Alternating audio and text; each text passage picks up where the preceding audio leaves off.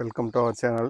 இன்றைக்கி இந்த சேனல் இந்த வீடியோவில் என்ன பார்க்க போகிறோம் அப்படின்னு வந்து பார்த்தீங்கன்னா, இயற்கையாக மரத்தில் பழுத்த பப்பாளி பாருங்கள். நம்ம தோட்டத்தில் இருக்கிற பப்பாளி மரம் நல்லா நெடு வளர்ந்துருக்குது. 20 அடி ஒரு 15 அடி இருக்கும். காய் பாருங்கள், நிறைய பிடிச்சிருக்கு. இப்போ அப்படியே கீழேருந்து பழுத்துட்டு மேலே போகுது. நம்ம வெயில் காலமாக இருக்கும்போது நல்லா சாப்பிட்ருந்தோம். இப்போ இந்த 2 வாரமாக நல்லா மழை பெய்யறதுனால பழங்களை சரியாக சாப்பிட்றதில்ல. பார்த்தீங்கன்னா குருவியே வந்து மரத்தில் சாப்பிட்டு போயிடுது. ஒரு பழம் நல்லா பழுத்து அதை சாப்பிட்ருச்சு. இன்னொன்று பழுத்துருக்கு, இன்னொன்று பழுத்துட்டே இருக்குது.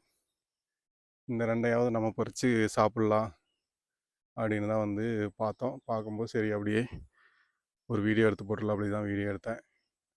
இந்த பழம் கொஞ்சம் இனிப்பு கம்மியாக இருக்குது. அதுக்கு ஏதாவது சத்து குறைபாடாக இருக்குமா, இல்லை ரகமா என்னன்னு நமக்கு தெரியல. தெரிஞ்சவங்க வந்து கமெண்ட் பண்ணுங்கள். ஏன் பப்பாளி வந்து இனிப்பு குறையாக இருக்குது அப்படின்ட்டு. ஏன்னா இதில் வந்து நமக்கு கள்ளிப்பூச்சியெல்லாம் எதுவும் உழுகலை, சுத்தமாக தான் இருக்குது மரம். ஸோ இதுக்கு என்னன்னு தெரியல. மரம் வந்து பார்த்திங்கன்னா இலையெல்லாம் நல்லா தான் இருக்குது பச்சையாக.